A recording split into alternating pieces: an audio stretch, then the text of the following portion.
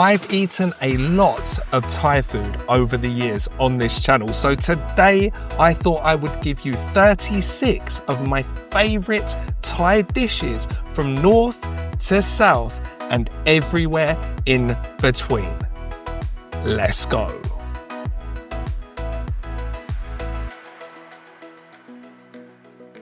So she's been open for 35 years, just cooking this one dish, which is a little bit like, we're gonna call it Pad Thai's cousin. Now this is the sign of someone that's been doing this for a long time. I didn't even need to ask. She said 35 years, but you can just tell by the way she's got everything down to a T. Like she could probably do this with her eyes closed. This is military style precision street food, and this for me is what it's all about. Right, so Auntie is frying off pork belly in pork fat. I mean, that's all you need to know, really. We could stop the video now, couldn't we? In goes some smashed up red onions. The smell is absolutely incredible. All right, so I said red onions, but I can see now that it's shallots. When I say red onion, I usually mean shallots. It's shallots mixed with garlic. Khao. Palm sugar.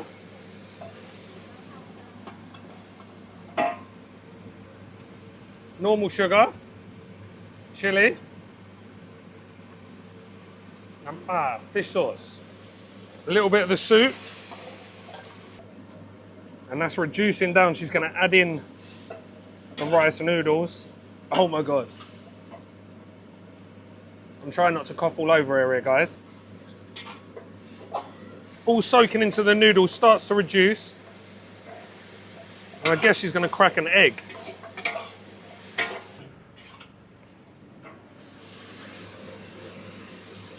She's tasted it, she put a bit more fish sauce in.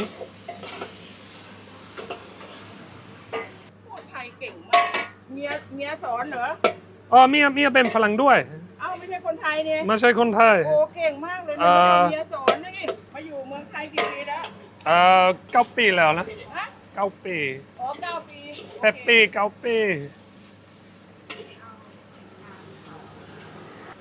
In with some bean sprouts, in with some spring onions. We're starting to see the char now. All that moisture now has evaporated. She's using a little bit more of the man more just to crack the egg into. Oh, she does each one singly. Look at this. Then gets another portion on top of the egg.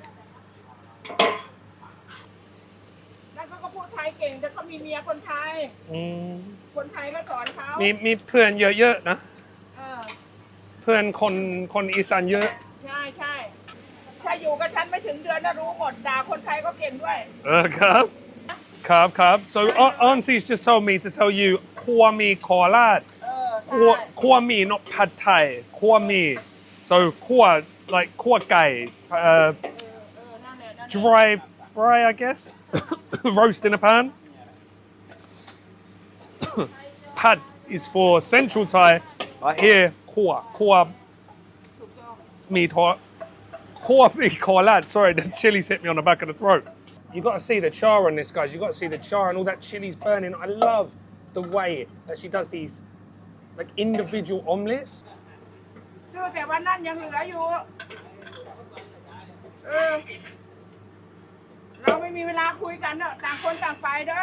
Alright, look at this, guys. Love this little omelette on top. The way she did that was incredible. So think Pad Thai, but a lot spicier. So look, I've gone spicy. Let's see if I can handle it, guys. So we've got the rice noodles, those little pieces of onion and garlic, and those lovely fatty pieces of fried pork belly, fried in lard. Right. With that, we got the bean sprouts, the spring onions, and a little bit of lime. So I'm going to squeeze the lime on. All right, she said put them on, my new friend. All right, let's give this a bash. And try and get a bit of everything. Where's that pork? Get me some pork, get me some bean sprouts.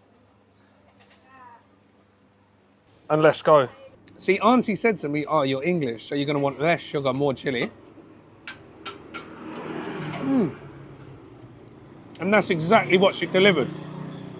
It does taste a bit pad thai-like with the tamarind and the palm sugar, but a less sweet version. So spicy. And then you've got that background hit of the tao jiao, that fermented bean kind of flavour that I love so much. The noodles are cooked to absolute perfection. Where she sort of like boiled them in the sauce, you'd think they might have gone a little bit mushy, but they're really chewy. They're al dente, for want of a better word. The pork, oh, absolutely delicious. It's super rich where it's been cooked in that pork fat with the pork belly, and then more of the pork fat in the pork belly is released into the wok. That is incredible. You can really taste the char off the wok. And that egg, oh.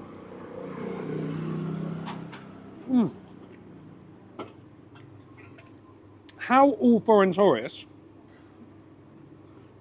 know pad thai, but they don't know this dish? It's beyond me. Laabเป็ดเผ็ดมาก เผ็ดมาก ครับ Look at this. This smells incredible, guys. You see we've got a piece of liver in there and that minced duck meat. Look at this. Beautiful. เครื่องในเป็ด เครื่องในเป็ด โอ้ยเชี่ย เครื่องในเป็ด เครื่องในเป็ดตับเป็ด ตับเป็ด อืม เครื่องในเป็ด offal is the English word. Then we've got some อันนี้ผักชีฝรั่งกับ ผักชีฝรั่ง ต้นหอม ต้นหอมแล้วก็หัวหอม หัวหอม So we've got shallots, spring onions, and pak chi falang is sawtooth coriander or culantro for any of my American viewers. Got one cab.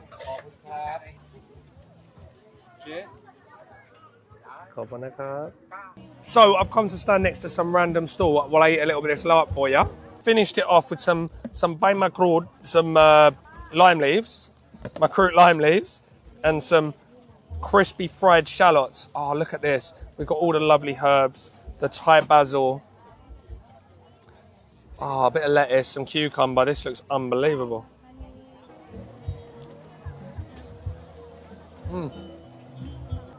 It's an incredible dish. I don't just mean from here, I just mean in general. If you get this style, which is absolutely caked in galangal, it's just so fresh, so much flavour there, absolutely delicious with all of the different offal in there. You've got that creamy liver, and then you've got the minced duck as well. So you've got loads of different textures going on. It's red hot, got all those lovely fresh herbs and these delicious, zesty, citrusy leaves. So there's so much going on here. You don't have to come all the way down here to get a duck Laab. If you're in Bangkok or anywhere else, just try and find this dish. But what I would say is, this is hands down one of the best versions I've ever eaten. Also, guys, you know how much I love pala, fermented Isan fish sauce. Apparently, she's got the funkiest stuff this side of Laos. And I'm going to try one of the famous som tam here with moo yaw Vietnamese sausage. Right, so we've got dried red chilies going into this som tam, some peanuts. กินได้ โอเคนะครับวิตามินดีนะเอฟอุ้ยใจหายเพราะมันชอบมันเป็นนั่นมันราคานะเลิกไหม So we've got more yaw Vietnamese sausage. We've got some maclen or tomatoes, a little bit of papaya, green beans, that funky fish sauce at the bottom, and that's been mixed with lime juice and palm sugar. All right, this one's going to be a challenge for me, guys, with the pala, which you know I don't really eat too much, but I'm getting into a little bit more to be good practice for when we go to Laos next week. All right, I'm just going to go in with everything. No sticky rice, no khao Ngiao. So just raw pala.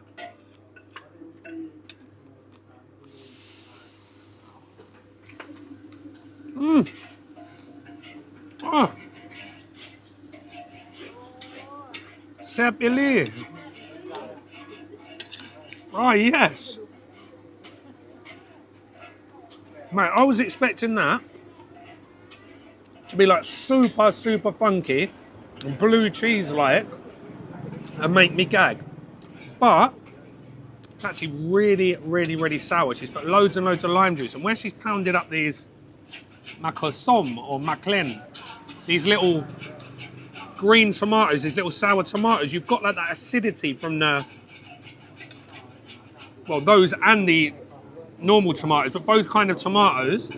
You've got that acidity running through the dish, and then just like a background saltiness from the fermented fish sauce. Oh, that's on another level. I'll tell you what it's more like. It's more like a tomato salad with a little bit of papaya and a lot of this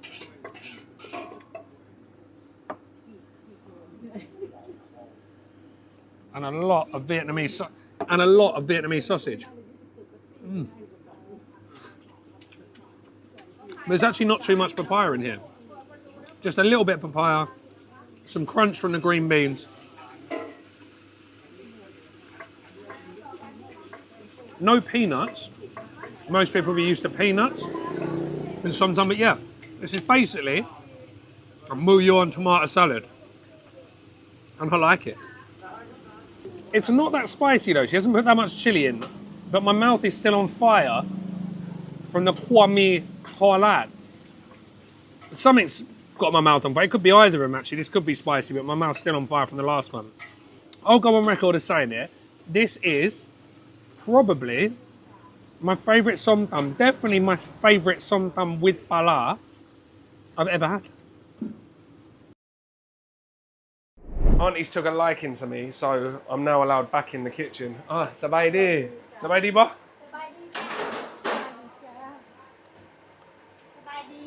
Sabai di. ทำอะไรครับ ผัดเนื้อจ้า ผัดเนื้อ เนื้อเฟิร์นเนื้อ เฟิร์นเนื้อ โอ้โห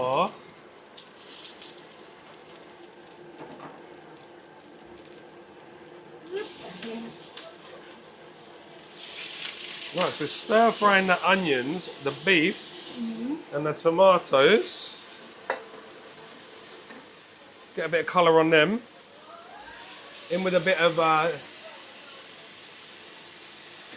sik yu dam, like a naman hoi, ได้ oyster sauce. Wow. เสร็จแล้ว เสร็จแล้วเหรอ จ้า So just to get a little bit of colour. Right, in goes our senlek. Senlek, senlek.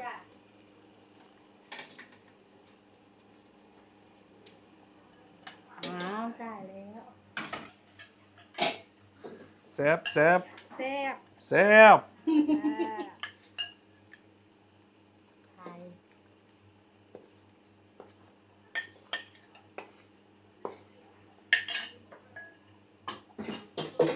ใส่หอม Wow.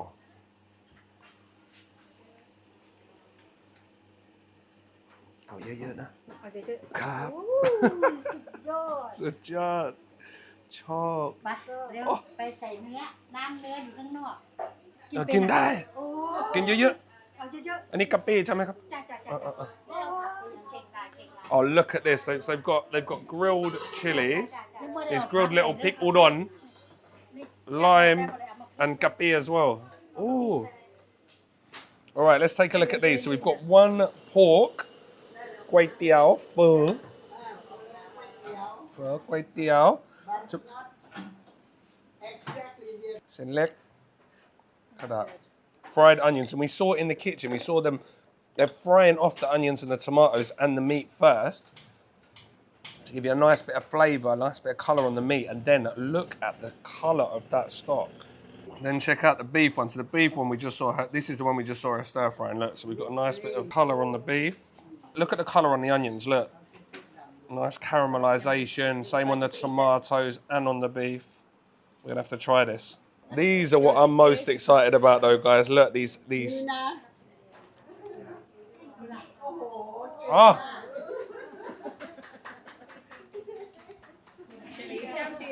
I'm getting clapped. The Phalang can eat chili. I'm getting clapped. Carb. They are spicy. I love these little chilies. And the fact they've been pan roasted, not grilled. Let's see where we're at with this. I'm gonna try a bit of the beef. A bit of that stir-fried beef with oyster sauce. So you said it's like a mix. Now, Chinese, Vietnamese. Oh, that is soft. Mmm. Num num. Num ma. Num later. Mmm. That is good. Intense. Intense soup. Mmm. You're really getting that charred flavour from the onions. A little bit of sweetness and acidity from the tomatoes. Mmm. I love all that charred flavour you're getting off the vegetables. The onions are actually just sort of, you saw it, just flash fried. So they've still got loads of bite to them, but they are just cooked through. And again, like I say, you're getting that wonderful char of those. I love the addition of the tomatoes. This reminds me very much of a Lao pho. Also, you can't beat the addition of dill, can you? One of my favourite herbs of all time. So this has definitely got a very, very Lao flavour to it. Nam tok. น้ำตกคอหมูย่างนะ เขาเป็นผักกาดแก้วใช่ไหมคะ เอาทุกอย่างนะ ผักกาดแก้วไหม ผักกาดขาว ผักกาดขาวผักกาดขาวค่ะ ใช่ แล้วก็เซลลี่เหรอ If anyone knows what it is, please let me know. So we got toasted rice going in, chili, lime juice, fish sauce.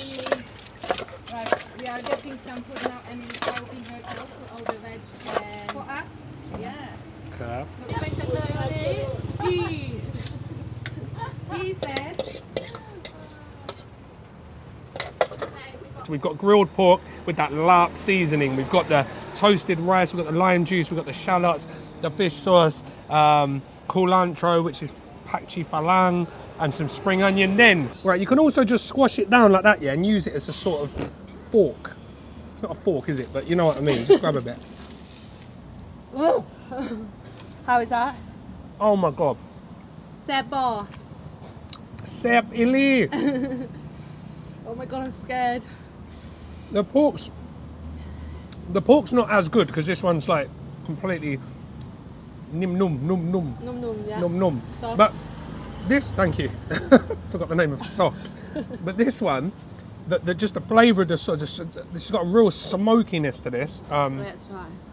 Really, really nice. Super smoky. Yeah. I know what you mean. Why is that? I don't know if it's the dried chili or it's the juices from the meat. Yeah. Could be the juices from the meat. I mean, she is cooking over coal, I think. Yeah. Yeah, she is cooking over coal, so you've got that char sort of flavour, but for Someone me... pass me the ice. Woo, but this, I don't care if you live in Bering, I don't care if you live in Phuket, I don't care if you live in Chiang Mai. This is worth coming down for alone. สวัสดีครับ ครับพี่คนชื่ออะไรครับ ยำหลัดครับ ยำลัด ใช่ ยินดีที่ได้รู้จักนะครับ ครับ ยินดีที่ได้รู้จัก Alright, and this is where the magic's going to happen, guys.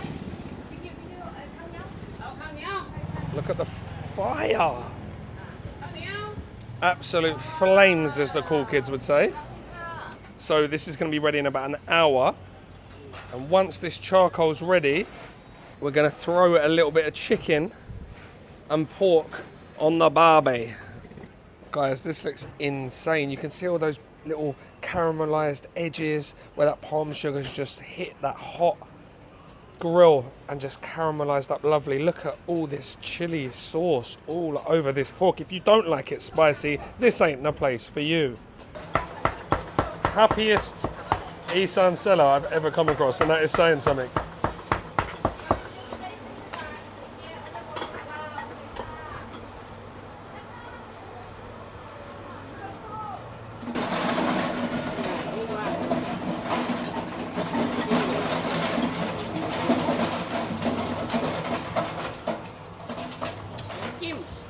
น้ำจิ้มเจ้าเหรอครับ แก้วครับ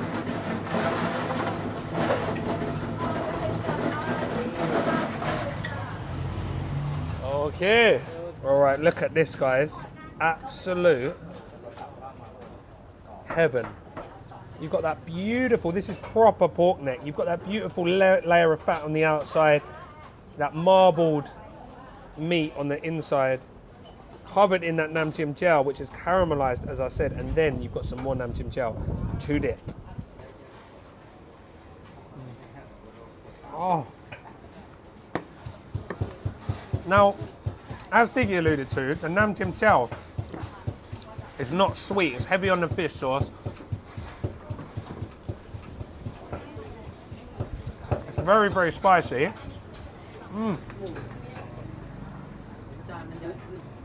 But it's the nam chim jiao that's on the actual pork, as I said, that makes this special.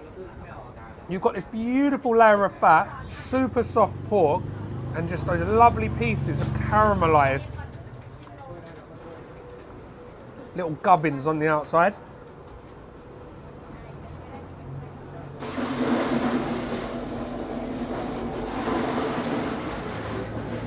This is top three Khao Moo Yang I've had in Bangkok. Is it better than the one we had before down at Wong Wai and Ngiao? Not sure, but it's up there. But the fact it's so different.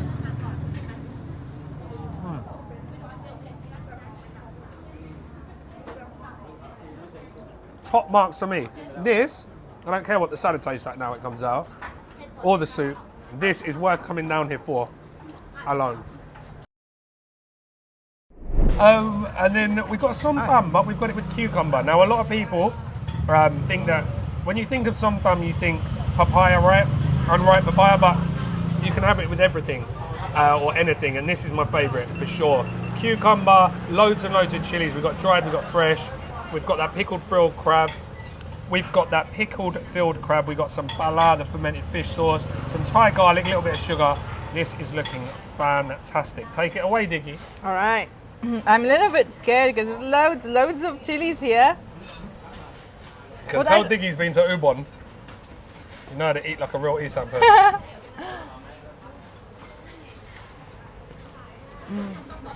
Yeah?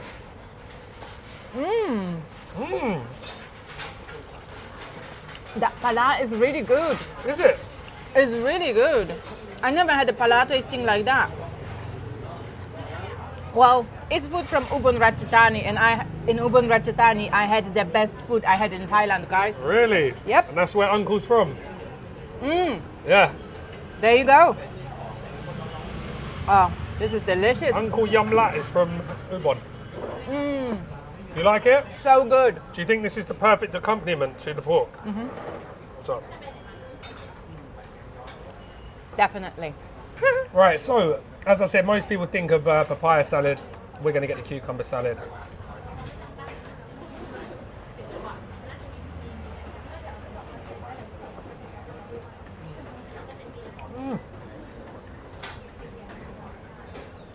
So as you regular viewers of my channel will know, I'm getting over my fear of pala, the fermented fish sauce, and I actually prefer it now, I think, to som tam Thai, because som tam Thai can be very, very sweet, whereas this has just got a little bit of sweetness, but it's super salty from that fermented fish sauce.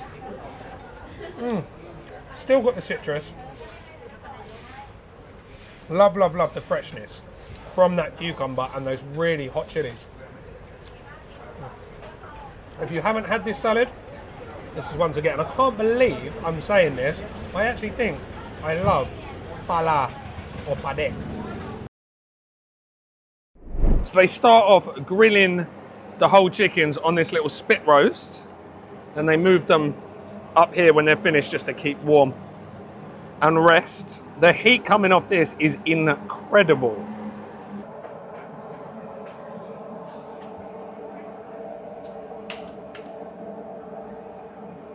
So it's 150 baht for a whole chicken, 75 for a half.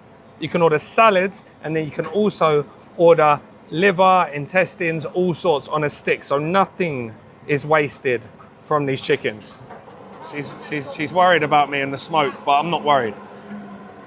Look how juicy this bird is. Right, these are our little chicken hearts. Right, these are almost ready now. Oh, please be my one.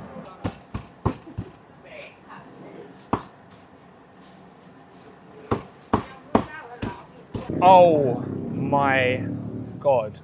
So there are little chicken hearts and the juiciest piece, mound I should say, of chicken imaginable. That is burning my hands so badly. And look at this, look at the skin. Ah! All right. I'm gonna do that. Right, stop being a caveman and get a knife and fork out. Look at the juiciness, look at the bounce. Wow. Wow, look at the skin colour. Do you know what? It's going to have to go a long way to top Uncle's. Pin. Don't know, it looks good. Looks good. Looks juicy. All right, guys, I am so excited for this. My first gayang since I got back. And you can't get better than a wishiamburi gayang. Messing about. Look at that. Wow. I know I say this a lot, but this might be the best chicken I've had.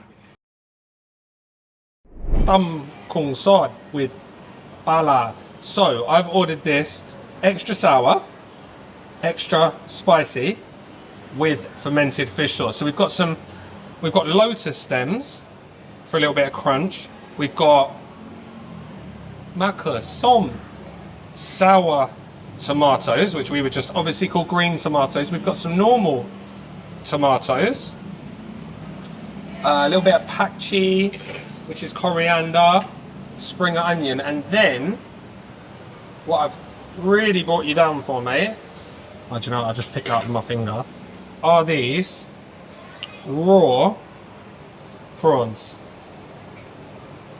Excited? All right, and I know from speaking to Paddy, watching Paddy and speaking to him off camera as he was doing his Isan tour, that he wasn't the biggest fan of the old bala, which is the fermented fish sauce. Putting it lightly, mate. What I would probably do, mate, first is maybe get a bit of this sticky rice and have a dip in that funky sauce, because that's going to take the edge off it. Now, the reason I brought you back here to try this sauce again is because this isn't too strong. It's not, I can't smell it from across the restaurant. No, it's not like crazy. This has been pasteurized. It's been boiled, so it's... But it's still, in essence, blara, which is fermented fish sauce, which is fermented guts, scales, innards, bollocks, everything. The lot. Yeah. All right, it doesn't smell that bad, actually. It doesn't, does it? Yeah.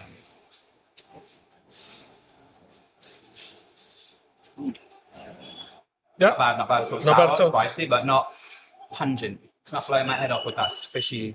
See, I think this is the key, Blah, yeah? taste. If you get a little bit in it, and then I've asked for extra sour, Right, it's not so too just bad. crack on with the prawn. Yeah, crack on with the raw prawn. Now, these aren't going to be for everyone, but, you know, Raw prawn dipped in blara, my favourite. plenty of chilies to kill that bacteria, my friend. Have a little bit of that root vegetable as well, is that right? Yeah. A bit of crunch.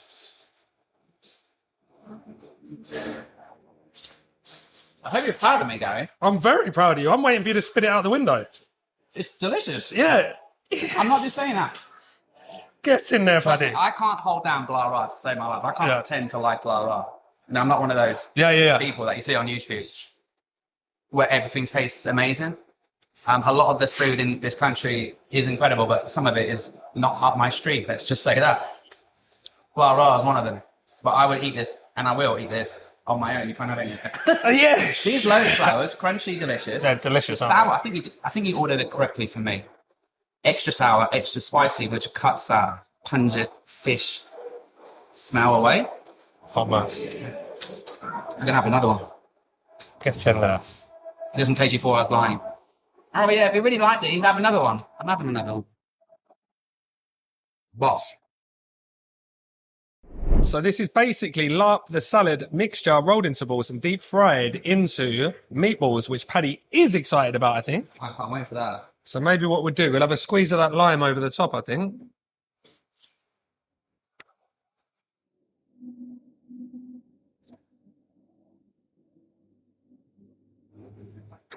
Do you dip this in the sauce or do you just eat it? I mean, I think the etiquette is to just eat them, but I would definitely dip. I would definitely dip in that one. Well, let me just have Try a it. bite. Try it virgin. Try it virgin. Oh my god! Instantly flavour.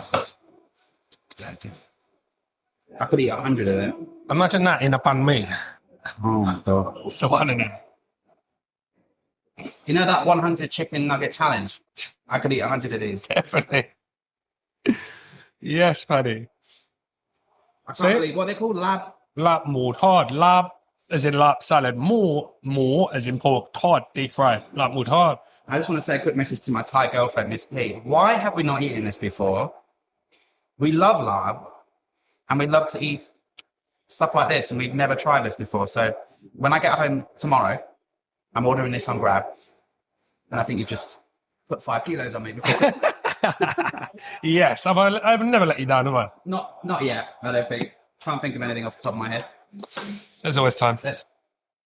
Oh, look at that. Do you know what, Paddy? You've just brought that to my attention. When I came in here the other day and I had these for the first time, I was like, oh, I've never seen onions in them before. I didn't really think until you've just said it. Got like fried onions inside. So Red good. onion just crunching inside of it.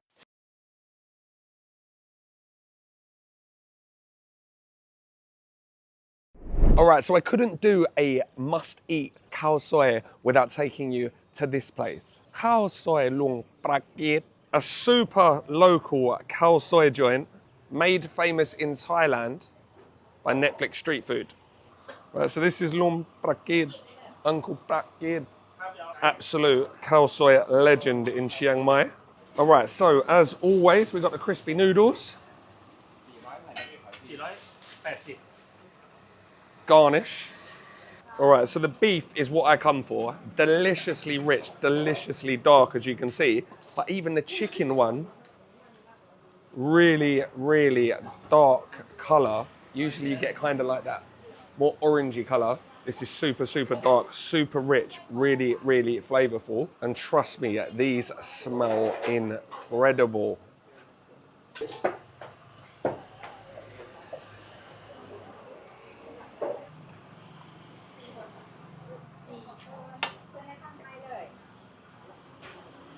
Right, so he sticks the beef in and then a little bit of the...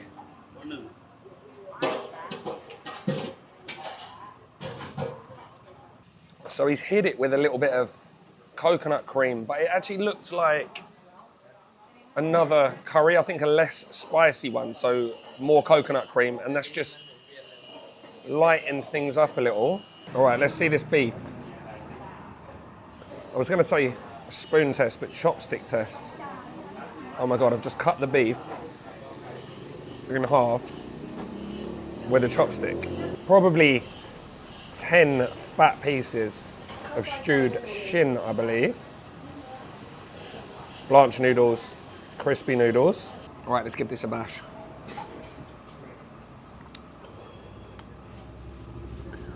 As I said from the colour, you can tell straight away that it's going to be intense. It's a word I've just used probably 7-8 times in the last 30 seconds, but that is exactly what this is. Very, very intense. And straight off the bat, very, very spicy. I'm gonna try a piece of this beef that we just split apart with our chopsticks. Look at that. Jiggly goodness.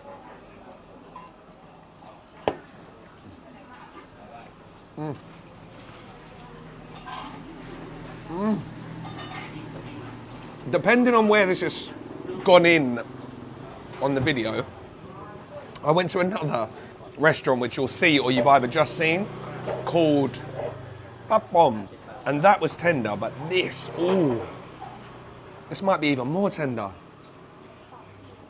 Literally falls apart in your mouth. Now what I would say, for anyone who doesn't like it spicy, this isn't for you because this is spicy before I've even put anything in. But I'm gonna put some stuff in. Fat lime wedge. We like that. Veg. Right, now even though it is actually really, really spicy, I'm just gonna stick in a bit of the dried chili. Just a touch, just to give it that smoky kind of taste that I like. Do you know what? For personal reasons, as I said in the Kun Yai video, that will always have a special place in my heart because that's the first khao soi that I ever ate.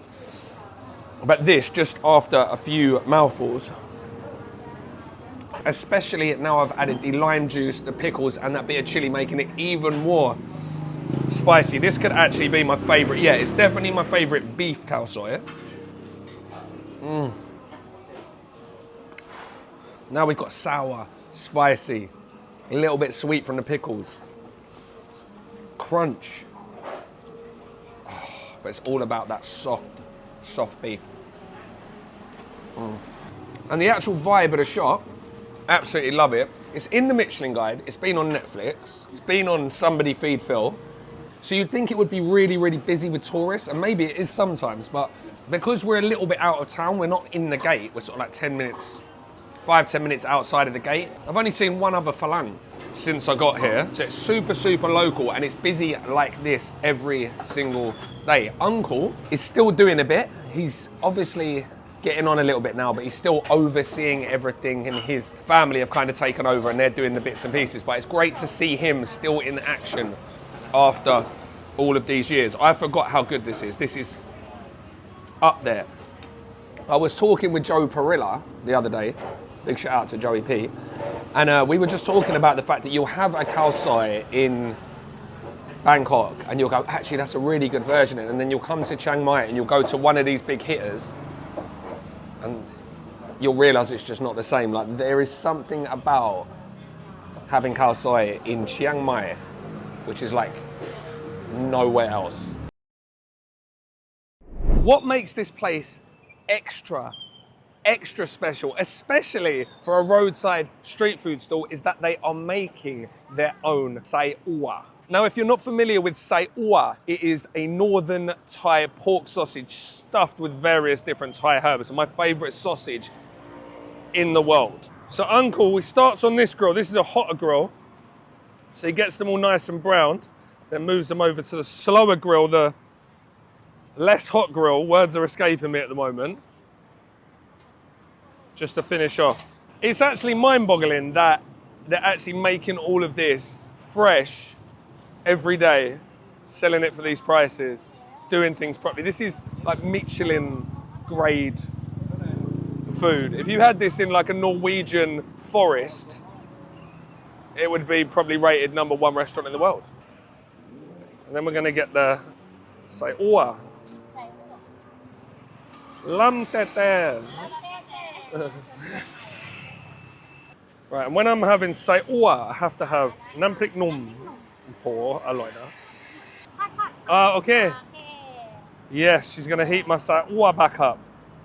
So look, it goes from that fat sausage to that. It's like mine.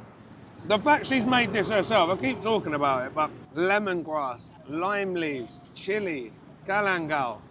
Oh, it just literally taste of Thailand. A little bit of sauteed coriander. Oh. And it just pairs so well with this smoky green chili dip. I mean, it smells absolutely incredible back here.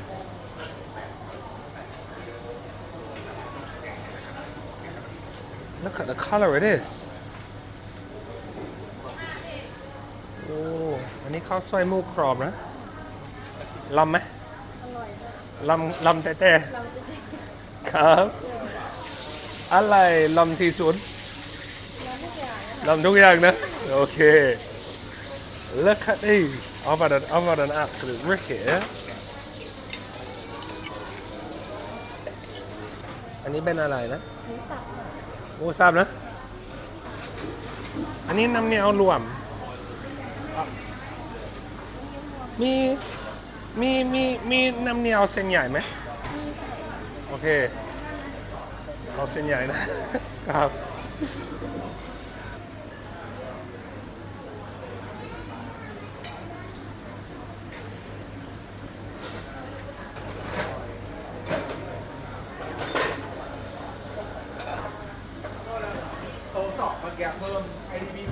Look, then we're going for the meatball one as well. Oh, got on again. Just going to heat that bad boy up. In it goes. I don't think she's realised that this one's actually mine. This is my order, and I asked for wide rice noodles.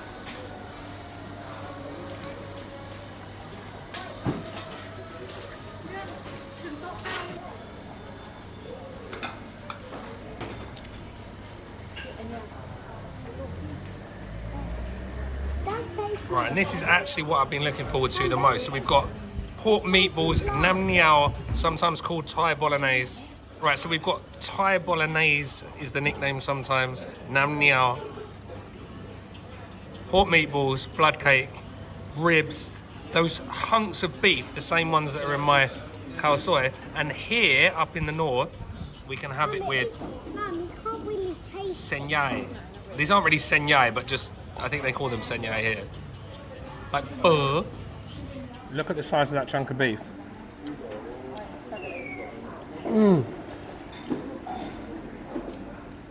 Oh, mate. It literally, same as the khao soi, just falls apart in your mouth. Like zero effort. I need to ask him how long he's been stewing this down for. You've got to be saying at least sort of 6-7 hours. Now the reason I came here is to get these noodles instead of the standard nam Ngiao noodles. Do you know what? This is the dish of Chiang Rai.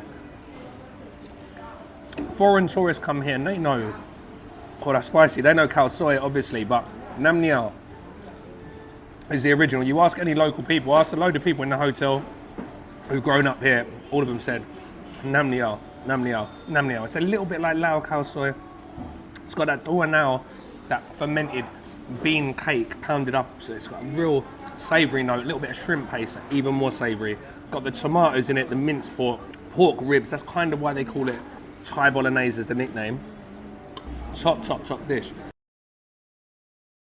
Okay, these are the fried rice cakes, Khao Ram Fuen, Todd. And she said the Ben French fry, so just the same as chips or French fries. Got a little dip with that. I'm not sure what's in this. I think it's that chickpea number.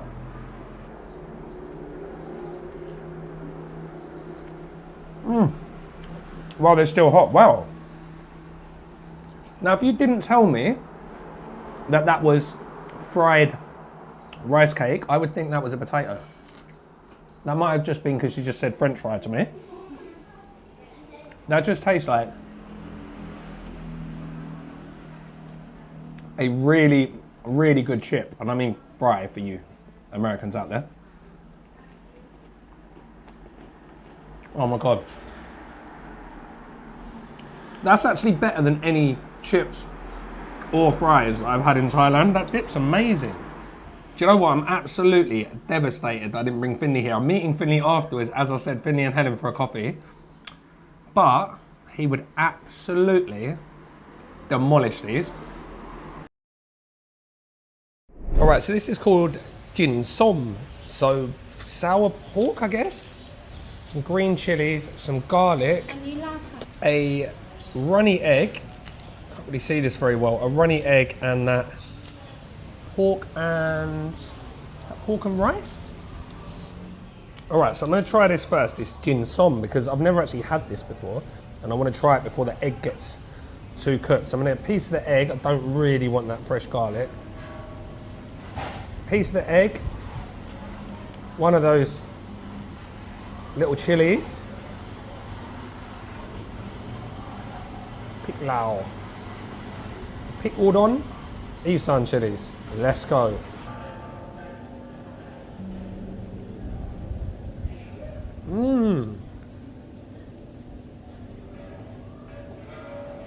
Ooh. Wow, that is worth coming down here alone for.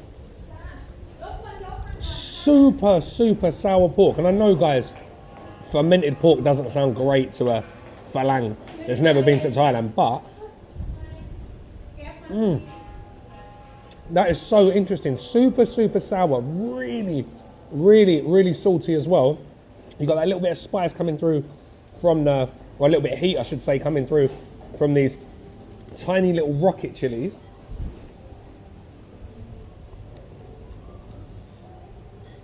And these are nice. They've got some flavour. They've got a bit of fruitiness to them.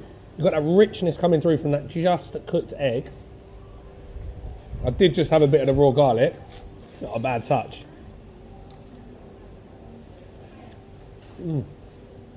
Now that I would order again.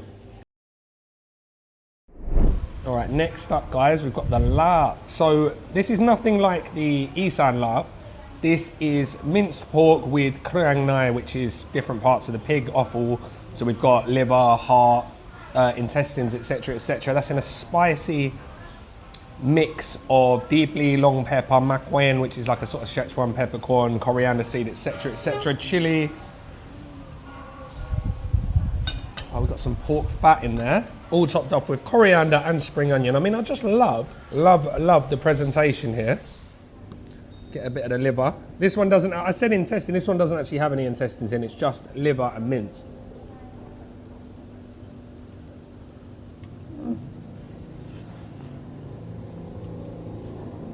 The makwen as well, you get that sort of, it doesn't give you that, it doesn't give you that sort of numbing mala that the Szechuan peppercorn will give you, but it does give you like a little bit of a tingle, and it's very, very sort of fruity and floral. It's got such a unique taste.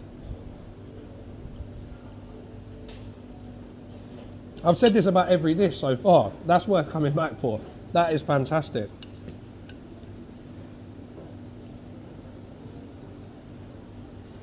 It's the makwen that I'm liking in this the most.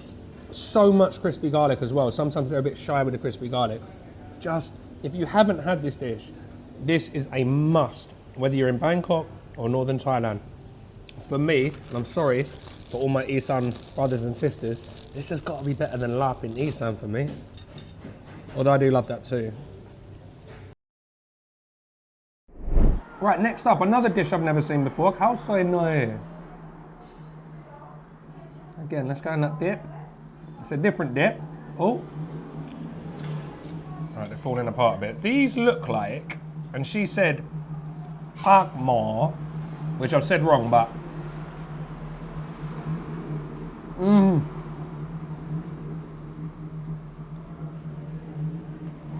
wow.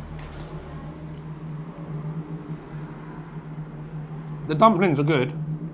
This sauce though, that's unlike anything I've had. No, this definitely got the beans in. They're like chickpeas, but they're not exactly like chickpeas. It's the same, it's basically a Burmese Myanmar chickpea. Salty, sour, it's got texture, it's got spice, and it's the perfect accompaniment. These soft, pillow-like. For any of my Vietnamese people watching, bang quan.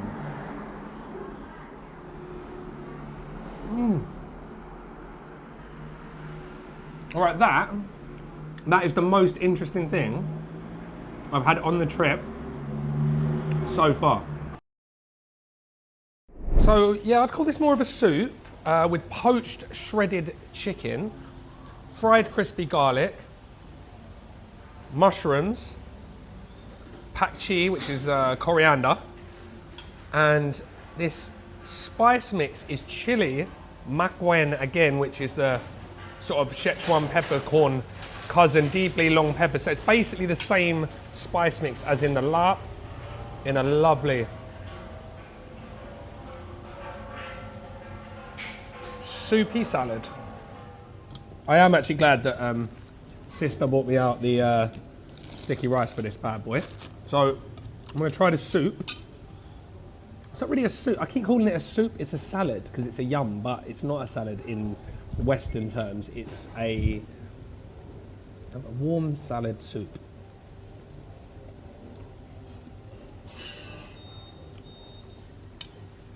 Same flavour profile as the Laab, but it's got a real warmth and earthiness to it.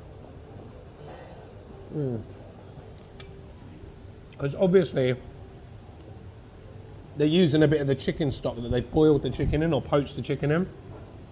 Got those same spice mixes. Again, that Papaya, I think Vietnamese coriander is the name in English. It's like a sort of I call it soapy herb because if you eat it on its own, it actually tastes a bit like soap. But literally one of my favourite herbs on the planet. This one for me, I've said it about every dish. This could be dish of the day. Just because I don't see this in many northern Thai restaurants, you have to go to a proper restaurant to get this. Not a khao soi shop won't usually sell this in Bangkok. You got to go to like a big sort of family style restaurant. Beautifully tender chicken, fall apart, perfectly poached, shredded chicken. Love the bite from those mushrooms, that little bit of extra texture you get, a little bit of earthiness. But this dressing slash soup, warm dressing slash soup, super savoury, perfectly spiced. This again, worth coming down here for.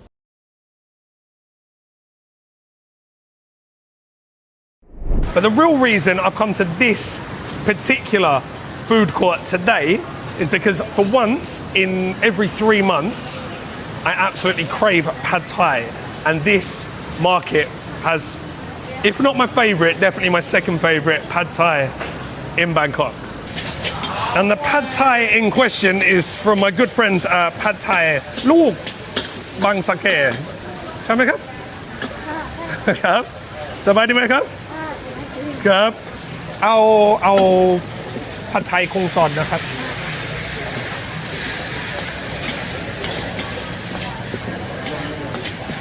นี่ปูไหมครับ เอาปูด้วยนะครับ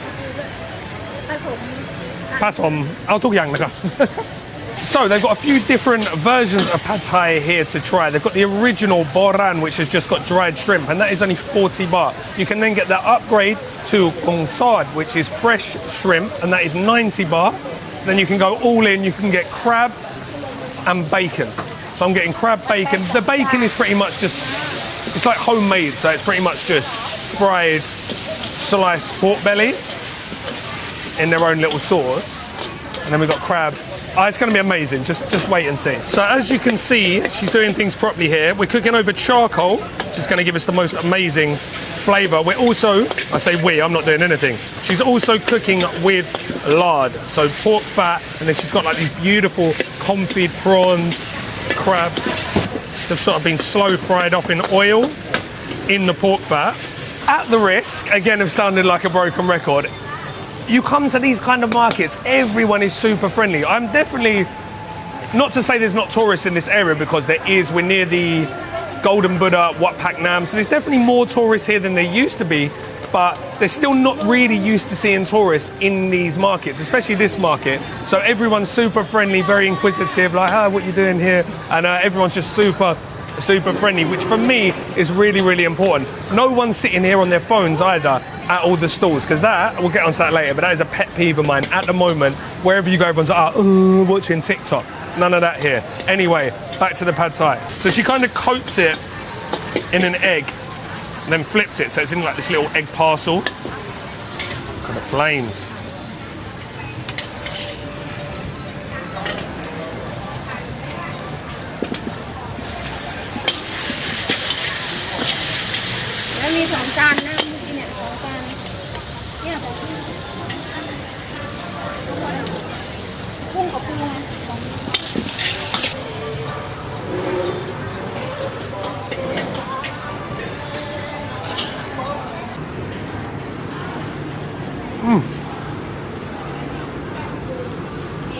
And it just hits the spot.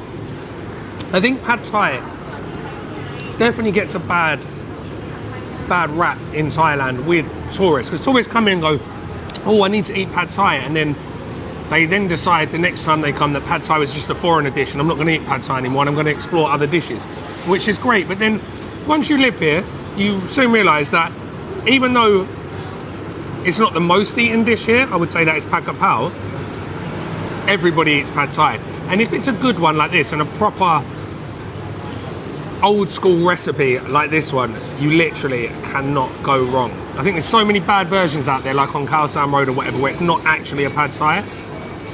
Once you get a good one, you'll be hooked. Auntie, absolute wok master. I don't even need to eat this to know this is legit. The smell coming off this wok, charcoal old school cooking with pork fat. That is all you need to know, guys. All you need to know. What's this? Papaya, I guess. Oh, she started in water.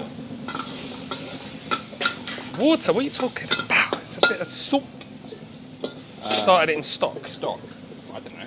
Could be water. Ever say that again? Water. Don't ever say that about Auntie again. This is like... Oh, it's stock to get it cooked out.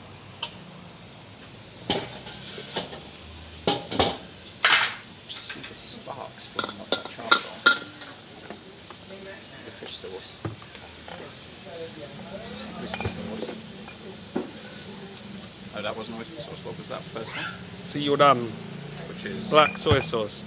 Then she put the oyster sauce. A little bit of pomchu rod.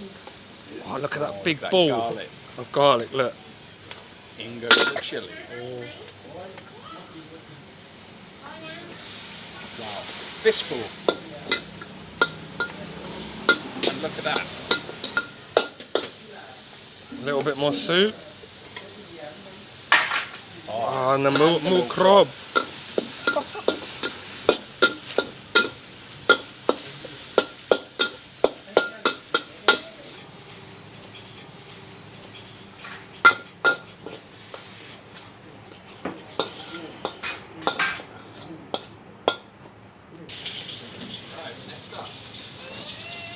Wow. Oh my God.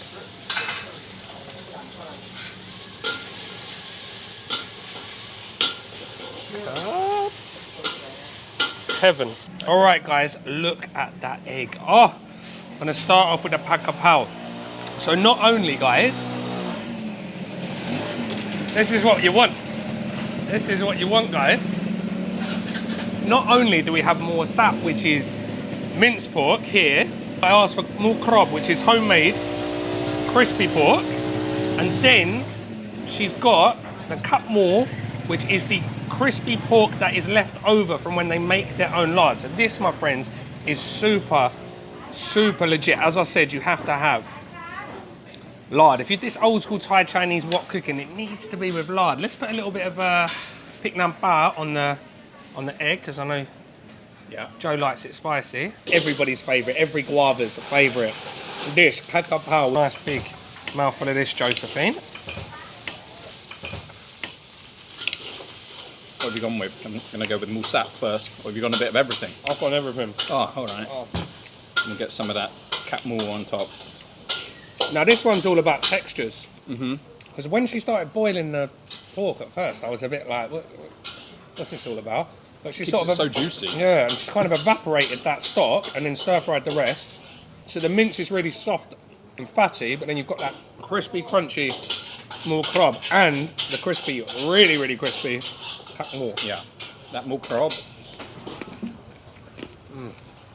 Fatty, rich.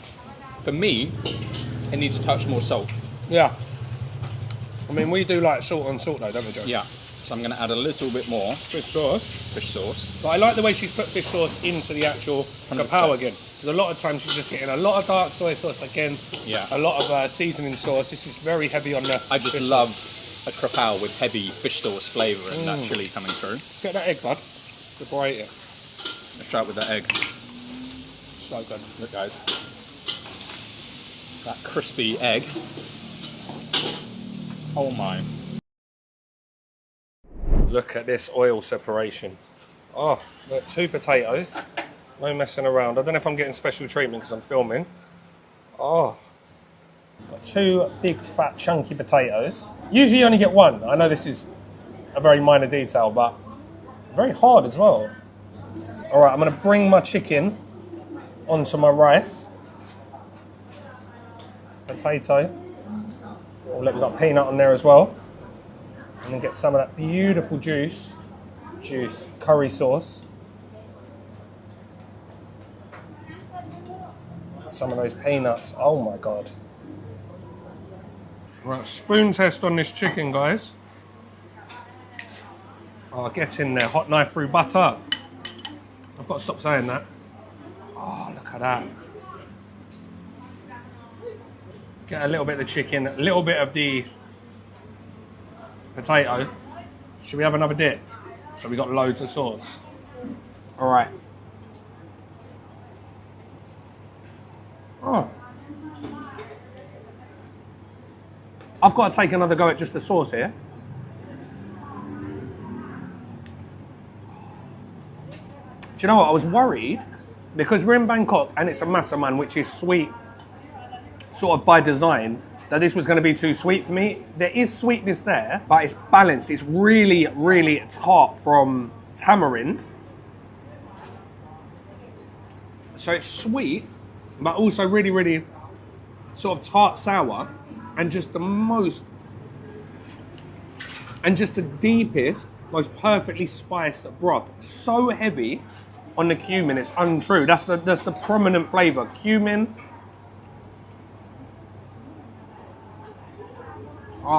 Cinnamon. Star anise.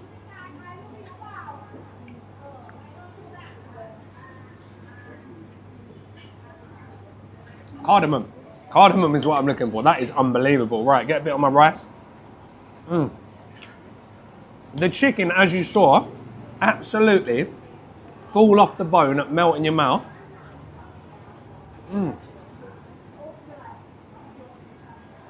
And when I was tapping the potato, I said it was hard.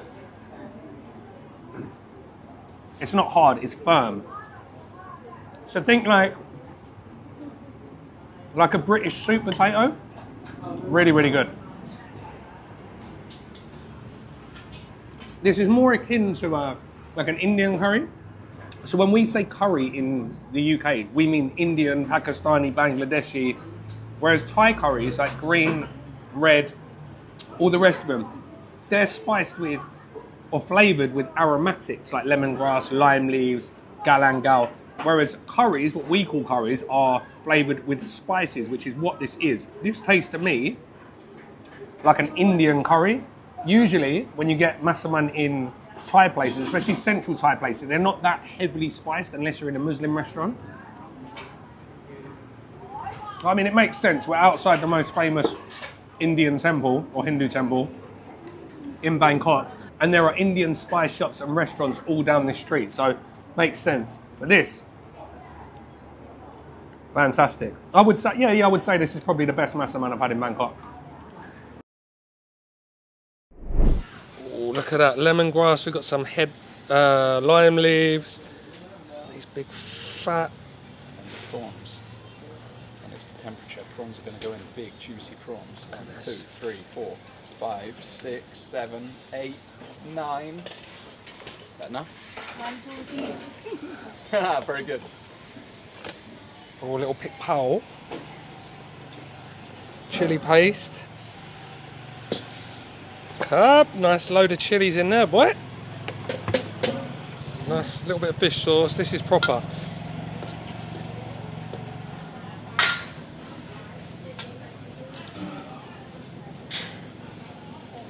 Chilies have gone in. Wow, the smell. Jesus. Oh, yes, auntie. How is she surviving this? Line makeup?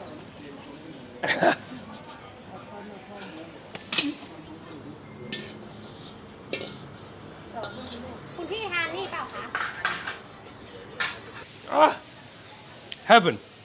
All right, last but not least, probably should have done these first because the prawns are probably going to be cooked to death. But we've got tom yum goong. So nam sai, kind of, because there's no milk in this one, but they have put pik pao chili paste in it. So as Joe said when it was cooking, as soon as she threw in those spices into that pork stock, you could just smell the lemongrass. I said spices, I meant herbs, but lemongrass, lime leaves. You got these lovely little Thai mushrooms. Look at that, thin slice of lemongrass. You can smell it from here, colour of that. And we've got 9 massive prawns. I might actually take a prawn out and put it into my pack of pao.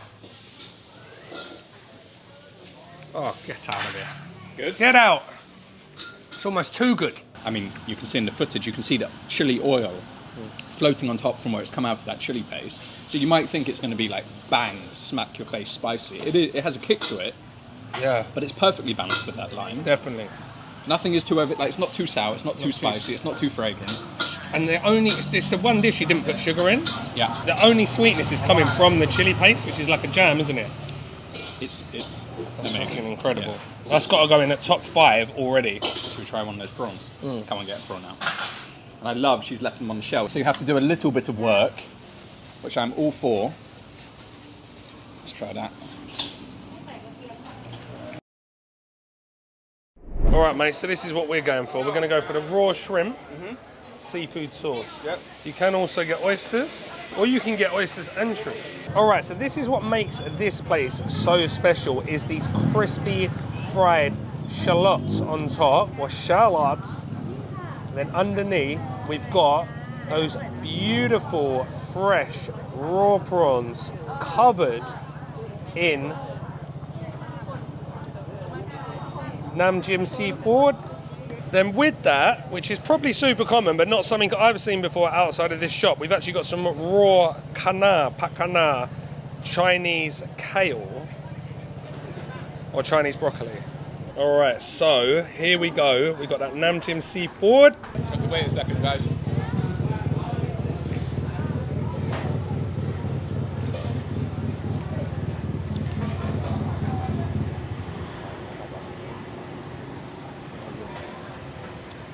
Tell you what, that is so nice. So nice. It's a lot different from other ones I tried before. Like you're saying, this is so creamy. There's something different about it. The thing is, for spiciness as well, the spice level is not too much. But I wasn't used to be a fan of all this kind of raw seafood or any kind of raw thing. It's only since I come to Thailand. Well, I mean, a Brit eating raw prawns is like a no-no, isn't it? Yeah, it's not quite right. If you chuck it on the barbecue, I'd eat it. But this is a lot fresher. You haven't got the oil in there or the fried kind of flavour. So for me, this is a lot fresher, a lot tastier. So I'd advise anyone to give it a go, definitely. Thumbs up on mine. You can try it now, Gary. Yes. All right. I'm just going to try the seafood sauce first.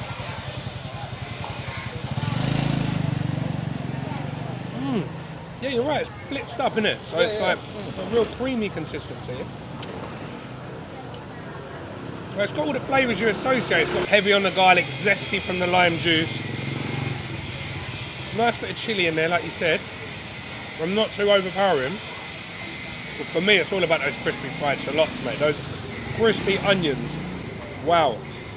Absolutely incredible. Right. Look at the sauce on that one. Look. Get in there.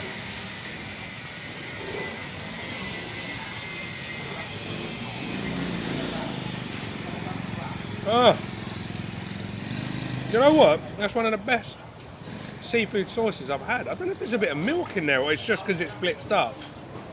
That's giving it that creamy consistency because everything's really broken down. Oh, like you say, mate, super, super fresh.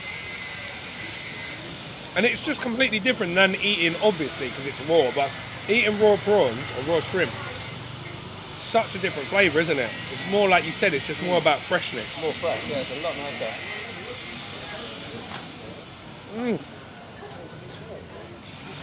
Tell you what, mate, I know you joked in the intro. That could be the best thing I've eaten all day. Oh. Nice bit of mint. Oh, the mint's brilliant, isn't it? Yeah, I need to grab a bit of that for Really, this next really, mouthful, really. actually. Livens everything up, and then you've got this fresh, crunchy. I don't think I've ever eaten raw Chinese kale before. Very irony. Not sure about that, but I love the mint, love the sauce, and love those raw prawns. Right, guys, so in here, I tend to get a plate of fat pork meat. So we've got 60, 120, 180, 240. For me, I'm going to get the 120, which is enough.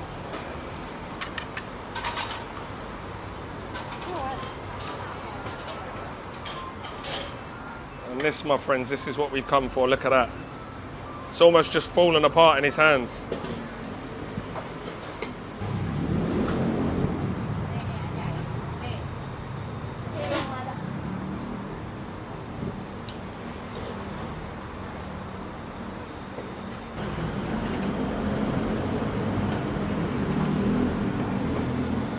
And it's a proper operation here. There's just loads of different compartments. Everyone's doing their own jobs.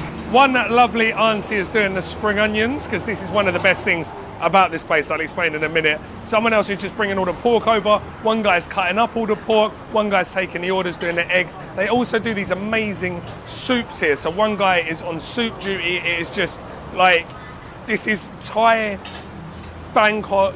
I'm not going to say street food because it's not on the street, it's in a shop. All right, Thai shop house food 101. And I think this guy's got the most important job. He's on pork meat duty. We've got the pak dong, which is pickled mustard greens, which are done here. They pickle them themselves. Kagi. Got the shank, the foot, and then that lovely jiggly pork meat. Eggs. Right, and here comes our plate. So we've got a little bit of the pickled mustard greens. An absolute hunk of pork leg. And some of that lovely skin.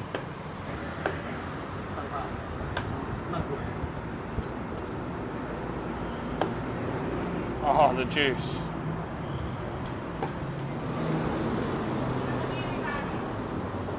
Fish sauce, sugar pickbon, and chili vinegar. And then this place, I love this. So they know me in here where I get extra chilies, but you get loads of green chilies, but you also get fresh spring onions, which you don't see in a lot of places. All right, so we've got that beautiful jiggly fat. And underneath that, that amazing, flaky, almost sort of pulled pork. Oh. And then underneath that, we've got those home pickled mustard greens. And then that beautiful cooking liquor. All right, so I'm gonna get some of this onto my rice. We'll go in with some of the skin, pickled mustard greens, and then look at this, guys. Oh my God. Some of the mustard greens. And then let's not forget that beautiful sauce. Right, we'll go on with a bit of the chili vinegar.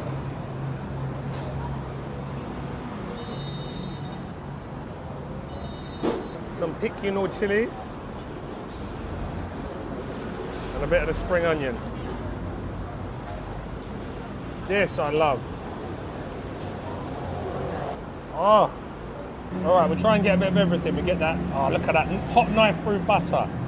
We're getting the skin, we're getting the pickled mustard greens, we're getting everything.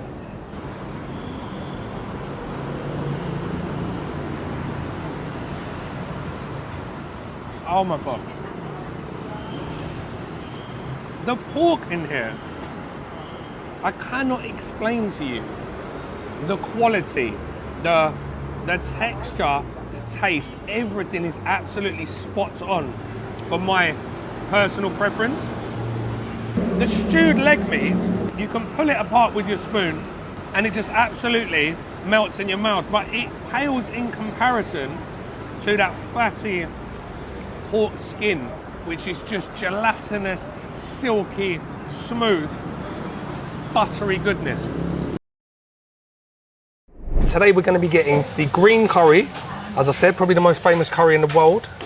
Thai curry anyway. What we've got here, mate, which makes this a little sort of step up from your normal green curry, is the fact that it's been cooked with chicken pieces. So yeah, there's bones in there. Yeah, so as you know, that's created its own stock. They even make their own paste in here, so they get extra points for that. It looks quite sort of insipid and weak, but actually it's really full of flavour and quite spicy. We've got some fried guntiang, which are usually too sweet for me, but when they deep fry them like this, for some reason, they lose a bit of that sweetness, kind of caramelised. It's a different kind of sweetness. And we've got this on rice noodles, which is the sort of traditional way to eat this. Looks fantastic. In Bangkok. Separate, look at the oil on the top. Unbelievable. Love it. I mean, this, for me, is Taste of Thailand. You say it's the most famous curry. There's a reason, but, you know, the kaffir lime, the lemongrass, coconut, Ngiao, spiciness, the fermented noodles. 100%. And you can see in the, with like the sort of larger, like herbs in the coconut milk that they pounded the paste themselves, right? You can see it's quite a coarse paste. It's not like blitzed completely. And I don't care if people make their own paste or not really. No one really makes their own paste. You just go to grandma at the or auntie down at the market and buy whatever paste you want, right? They're still made fresh, but if you do, then you get extra points. Yeah. Yeah, no, I agree. This, you can't come to Thailand and not eat this dish. Yeah. Right, so here are our mussels. So we've got mussels, we've got smaller mussels, and we've also got some oysters somewhere. And this is going to be cooked with rice flour batter on this big paella looking pot. Of course, we are using lard. What do you have? So they cook the beans on these little hot plates, and this is all you're going to get. You get bean sprouts, and then you get the beautiful, crispy pancake.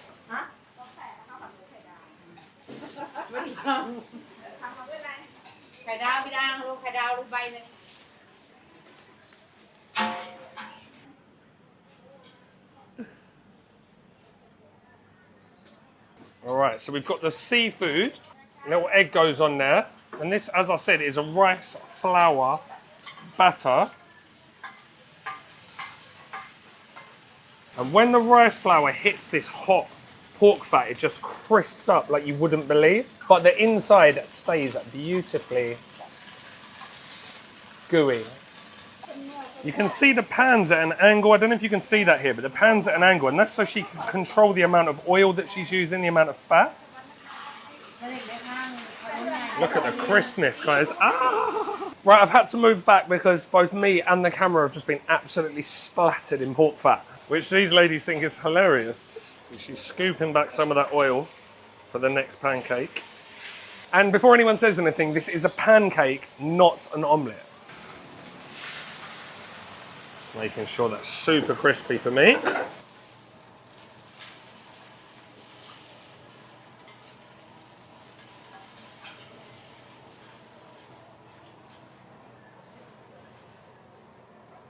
Oh.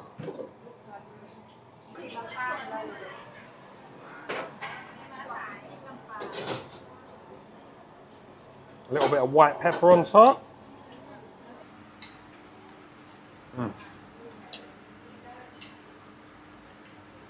It's just the ultimate comfort dish. And for everyone who's saying I only eat pork, there you go. There's a bit of seafood.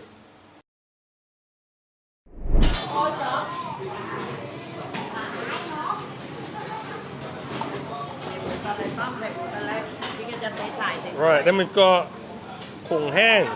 Kung Hang. ตัวใหญ่ ตัวใหญ่ๆ big big big อ่ะ พริกสด พริก พริก chilies going on there. แฮม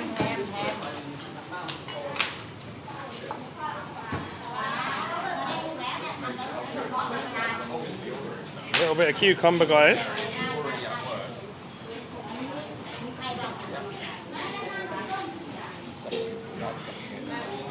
อ่ะหนูหลบ And then last up, we've got the Moo one. แฮม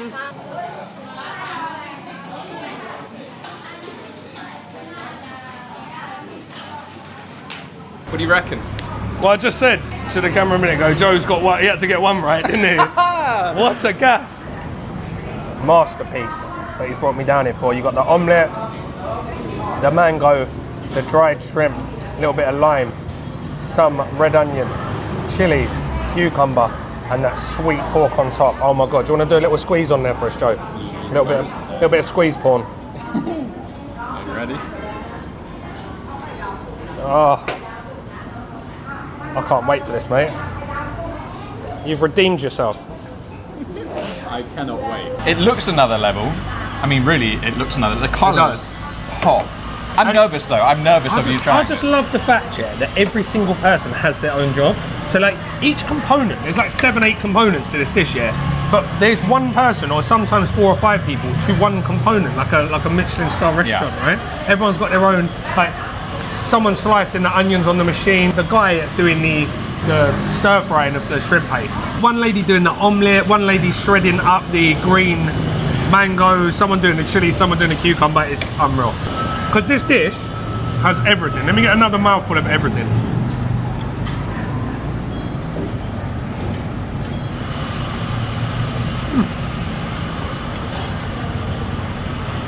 The one thing, and this is going to be long-winded, but I'll get to my point. The one thing Ratbury doesn't get enough credit for is its produce, because everyone knows Petbury next door, but Ratbury has some of the best palm sugar in the whole of Thailand, right? I put some B-roll up over the top of this so you can just see like a palm sugar plantations. They've got unbelievable palm sugar. The shrimp paste down here, absolutely unreal. And that is pretty much what is making and flavouring this dish. The absolute quality dark shrimp paste on that rice. And then the sweetness from that pork, but it's almost like caramel. It's like butterscotch. Yeah. Wow. That extra bit of saltiness coming from those dried shrimp. You've got heat from the chili. Dried shrimp. Sour from the lime, a tart sourness from the mango. And it just has, we've said this before, this dish has a bit of everything. But I think it's the quality of these, the care that goes into it. You saw when he was making shrimp paste rice, he's just tossing it and tossing it and tossing it and tossing it through to make sure every little grain is covered in that shrimp paste. See the bit where he just flicked a bit up and brought it and then put it back down. What a legend, man. Nothing is an afterthought. No. Everything is done to its best, individual components, and then it's put on the plate for you to mix it together and toss it together to give that symphony of flavours.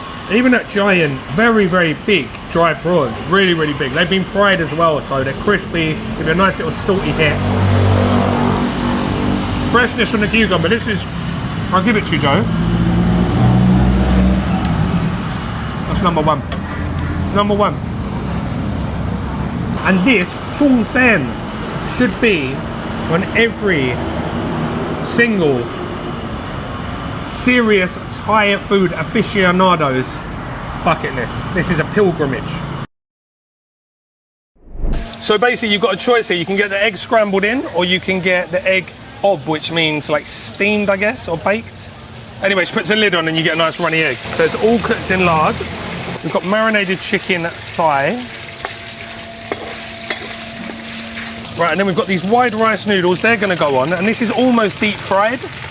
So it becomes like a big, crispy pancake made of noodles, like a noodle pancake. Cooked over charcoal. Oh, give me a few extras.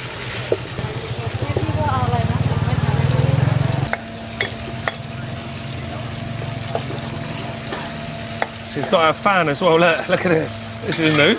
And it ends up looking something like this. My man's cooking over here as well, so we've got 2 woks on the go at all times. And all of the flavour here, guys, is coming from that high heat pork fat. Look, we can look at the lard here.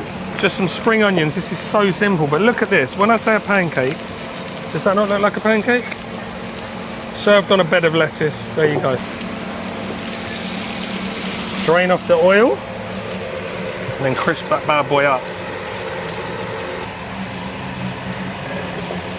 Right, and you could, to steam this egg, just use water, but they're using chicken soup for extra flavour. Look at that.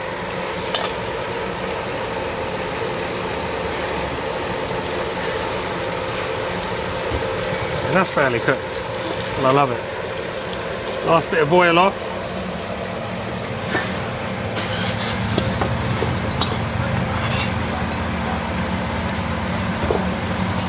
Again, if you needed to know if this place has got the seal of approval, forget that Michelin one. Look, Roman cook, there you go. So when I first started, I got all these stickers made, right? And I thought I'd hand them out to everyone. No one... Have they ripped them down? No one cared, right? They put theirs up, and it's been up there since the day I gave it to them. That was 9 years ago. Where is it? It's there, it's all faded. Look, but underneath the Michelin, Roman cook. Oh, yeah. There was one guy, right? So I've ordered a curry. I was at immigration, right? But there was a famous curry stall there. So I've ordered it, given him the sticker, and then I've gone to sit down, and Helen went, oh, can you go get me a bowl? So I went back up to get a bowl of him. I said, can I have a bowl? I looked down, and it was just in the sink with all the bowls. And he looked at me, and I looked at him, and we were both like, let's just pretend this didn't happen. Let me know, shall I start putting stickers up again? I'm Proper happy. sharp. I didn't even know this was on that. Should have read the guide before I came. Should but have read the guide. This one is top tier. There you go. Top tier. Top tier. Should we go to the next stop? We don't even need to eat. We know it's good. Yeah. Right, so this one is like puffier and crispier, I guess. And then this one has got more char on it because obviously they didn't steam it. So it's up to you which one you like better. You can actually get scrambled egg and a poached egg in the same bowl, which is a great shout. All right, Joe. The only thing I don't understand is the lettuce. The lettuce. Yeah. I do have a theory based on what someone told me where this dish comes from. Okay. So I'll tell you that in a second. All right. All right. So what we're going to do, what Dress I it. need to do, because I've had this so many times, I know what I need to put on it, right? So For me, we've it's got the PaddyDoyle. usual suspects, yes, but chili vinegar. Yeah. We've got dried chili. We've got soy sauce. Sometimes you get fish sauce, but in here soy sauce and white pepper. So I'm going to go white pepper, soy sauce,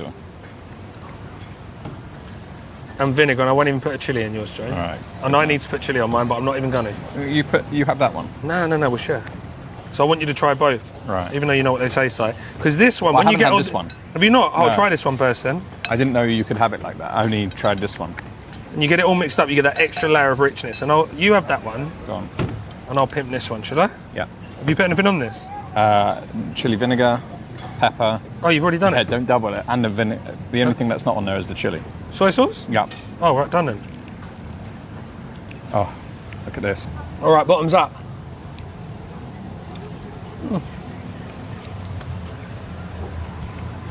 Every time I eat this, I have to thank the noodle gods. Your wife. My wife. There's someone that's produced this. This is unbelievable. And the fact there's only 4 ingredients, as you saw when you're cooking. Lard, noodles, chicken, egg, and a bit of lettuce. So you would think that more places would sell this outside of Thailand, right? Because the Yeah. ingredients are easy to get. Much easier than pad see ew or pad thai. But this dish is actually only really in this area of Bangkok. If you get it outside of this area of Bangkok, it's terrible. This street in particular sell it in this particular way. So I had it here first. Actually, I had it in An first, and then here. So I thought that's how this dish tasted. And then I got it, like, I don't know, in a food court in, I can't remember, I think maybe in Suvarnabhumi Airport, and it was absolutely awful. And then I realised it's only this street, really, that sell these style of noodles. And these are, I would say these are my favourite fried noodle in Thailand. Yeah. They're absolutely unbelievable. Once you've got everything on, like Joe's put on the chili vinegar, he's put on the soy sauce, he's put on the pepper, it's perfect. Now most Thai people, without generalising, will use sriracha. Not for me, personally. I just don't think it needs it. The chili vinegar's enough. I would put...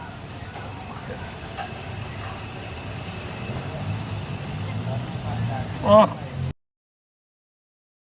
Finally, we get to the legend, who sells the best dumplings in the business. Look at these bad boys. Ooh.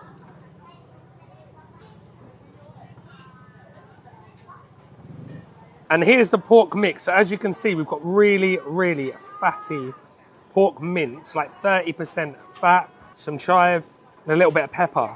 And when she's done, she's going to spray it with namanga sesame oil, which gives it the most amazing fragrance ever.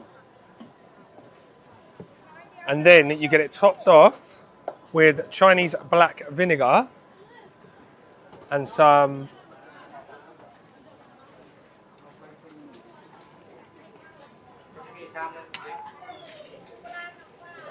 I mean, look at these beautiful fresh prawns. So you're going to get a whole one of these wrapped in this, turned into this.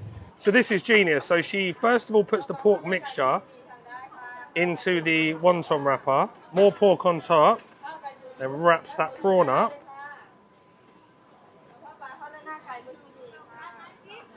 And this is what we end up with.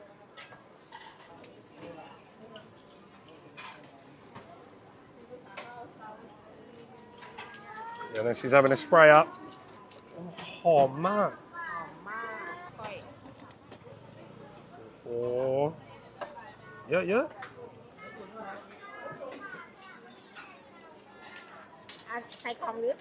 Say tuai nakat. So I'm just going to get a large portion because I want to show you guys what a large portion looks like, and I'm trying to put all that weight back on that I lost. So I've gone for mix. So she's going to give me 3 prawn, hopefully just 2 pork. Oh no, 3 pork, 4 pork. Oh, just give me an extra one. So I've got 10 to eat. Ah, there it is. This is the stuff, right? So want garlic, katiam jiao. So we're going to put loads of that on, right? And then So he's going to get this Chinese black vinegar, the good stuff. Salt piao. So Chinese black vinegar, and then what this does at the bottom of the tub, you get the most amazing like mix of garlic and vinegar at the end, and usually I just drink it. All right. Oh. Well, look at the prawn. Look, whole prawn, covered in fatty pork mix, perfectly cooked, covered in garlic, covered in vinegar. You can just eat it.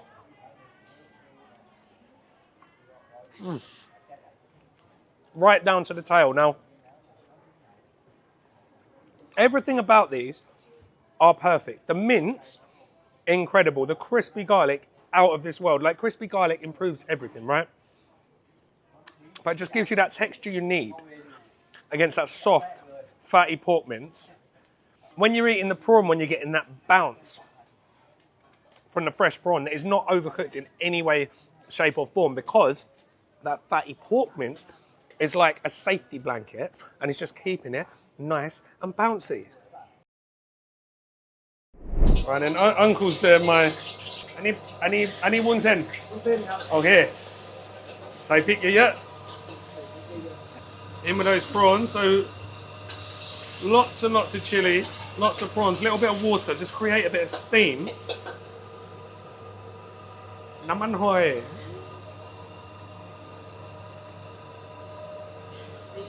Siu Khao, so light soy sauce. Touch of any pom jorod. Nampan. Sugar. It's very nice and simple. It's going to crack an egg, I think. Wunsen. So these are glass noodles or mung bean noodles, cellophane noodles.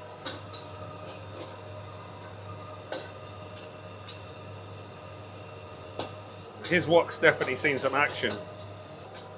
It's going to crack us an egg.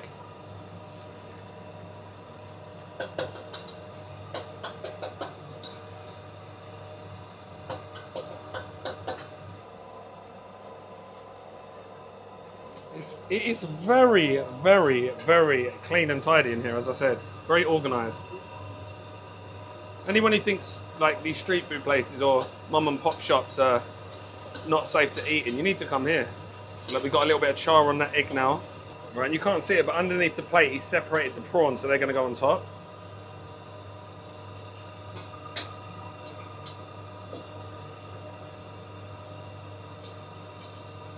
This looks mega.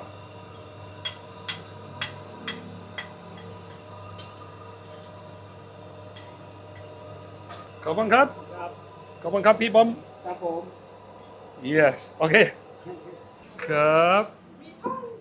All right, so let's have a look at what we've got. So we've got that climbing wattle, the chatom, the soul-free, eggy, I want to say fern, but I think it's a shrub. That charred egg, loads and loads of chili. Most beautiful, just cooked through. Ooh.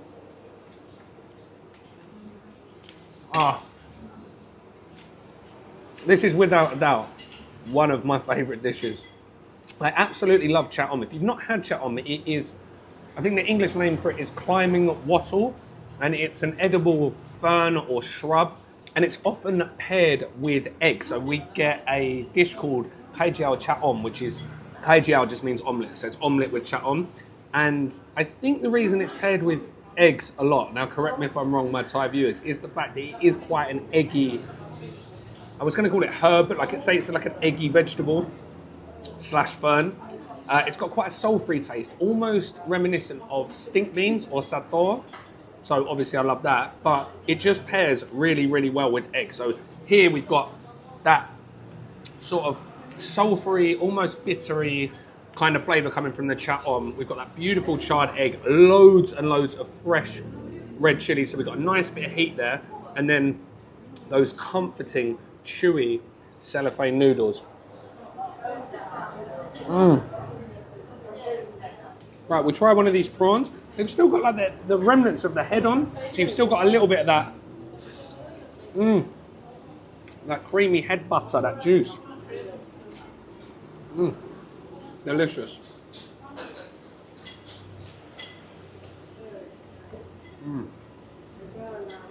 Sweet, perfectly cooked prawns. Not overdone in the slightest. Just very simple, very comforting. As I said, just oyster sauce, a little bit of soy sauce, and a touch of sugar. They're just, I want to say they're plain, not in a bad way, just very, very comforting. And pretty much you could feed these to anyone, minus the chili. They'd be happy. All right, so the boys asked for Khao Man Gai, and there's only one place for Khao Man Gai, and that's Jack's Chicken Rice. All right, guys, so this place needs no introduction. The #1 chicken rice, Khao Man Gai shop in Bangkok, hands down. But Finley actually doesn't remember eating here, because last time we came here together, he was only 3, so he doesn't actually remember it. So this is going to be like the first time he's ever eaten it, which is going to be absolutely perfect. And this is right bang in the middle of the Old Town by Sam Yard MRT station, which happens to be around the corner from the first place I'm going to tell you about for Songkran.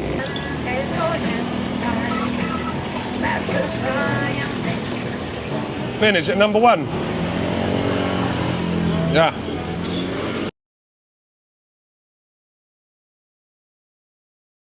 And then we got this rice salad. So coconut rice, boodoo. So this is the funky fish sauce. Coconut, Fish.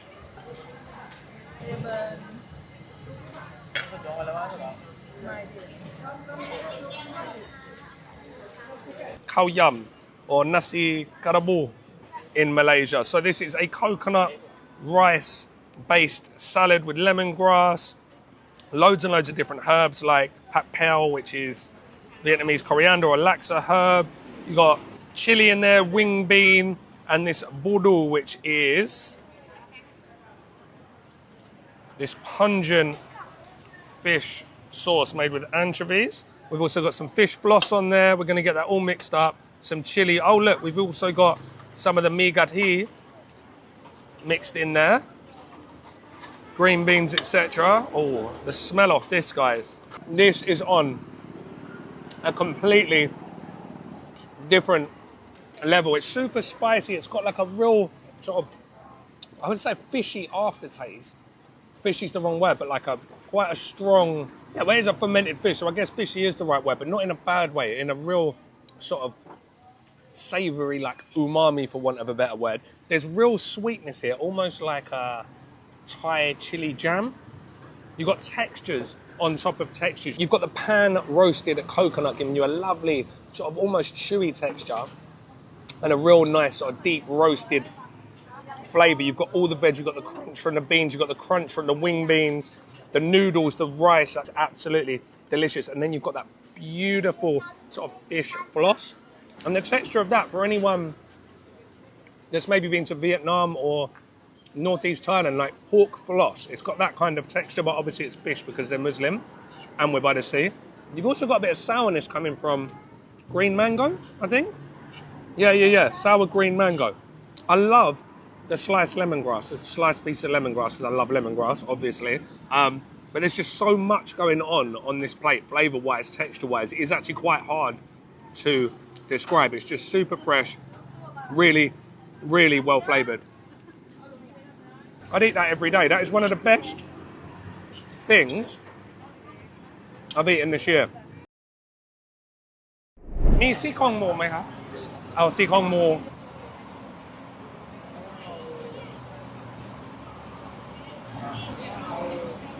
Just a big fat slow cooked pork rib or ribs in southern curry paste, so that you can see all of the black pepper in this. Also you got fresh chilies, dried chilies, like galangal, lime leaves, lemongrass, so it's just like taste of Thailand. Loads and loads of turmeric. And this one's slow cooked with no coconut milk.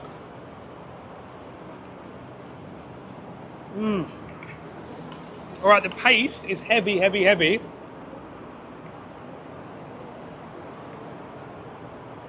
Heavy on the galangal, lime leaves, lemongrass.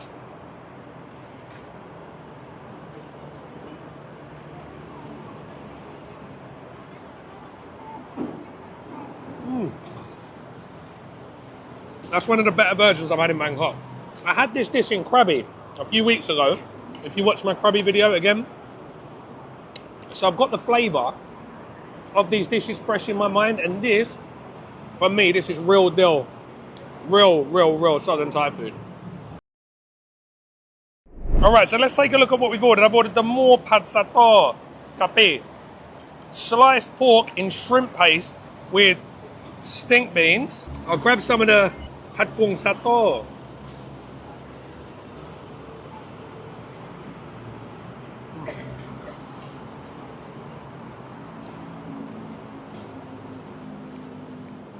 Very well done. If you haven't had sato before, the nickname is stink beans, bitter bean, pad Thai, I think, in Malaysia. And the reason they're called stink beans, they're kind of sulfury. So you got that super funky shrimp paste. Now don't be put off when I say shrimp paste. I did get a message about this the other day when I say fermented and shrimp paste and fermented fish. Listen, that's one thing that's missing out of a Western diet is fermentation.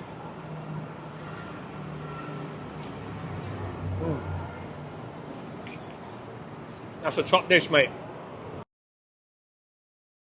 All right, guys, now we're heading back over to see if our pork is ready. I can't see any. I think they might be bringing it out, actually. Are they? Ah, yes.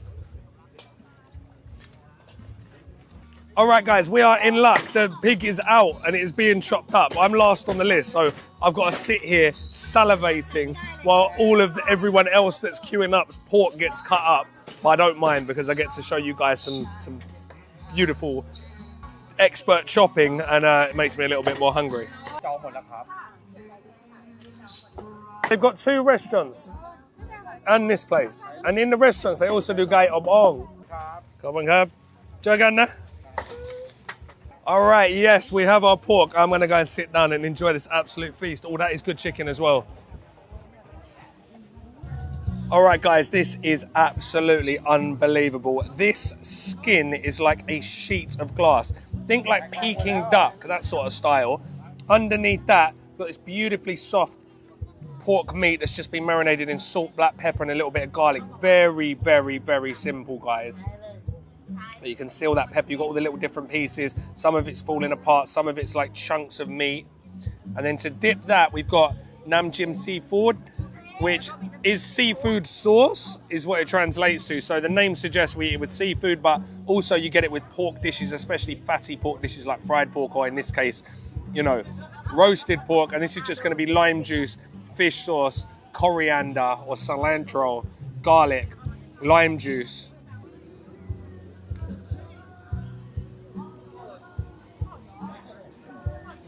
Very, very, very soft, very tender. The salt, the pepper has penetrated the meat. This is exactly how I remember it from the restaurant. Listen, I'm not going to waffle on too much about this. I'll link my video to the restaurant. You can check that out, the one in Hua Hin. Show you exactly how they made it and what exactly goes into it. But guys, the combo of the beautifully soft, salty, peppery meat, that zingy, garlicky, spicy dip. Please tell me you can hear that crunch, guys. Oh, that is absolutely phenomenal. Worth coming down to Samurai Yacht for? I would say so.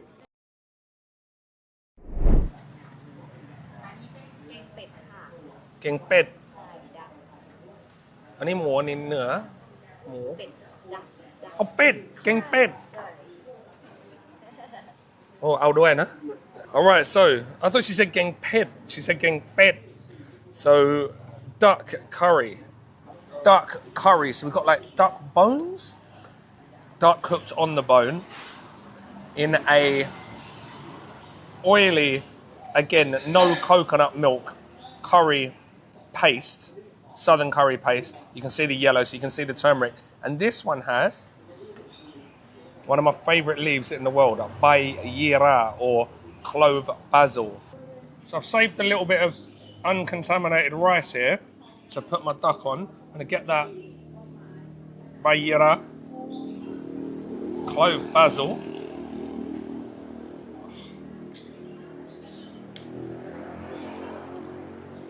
think this is going to be quite bony as well, guys.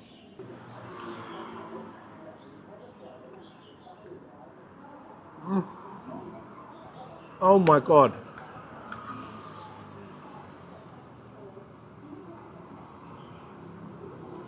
That's better than the pork. That is absolutely unbelievable. It's the same curry paste. It's the same peppery, spicy curry paste, but the clove basil just does. It imparts like a beautiful sort of almost sweet clovey flavour through the whole curry.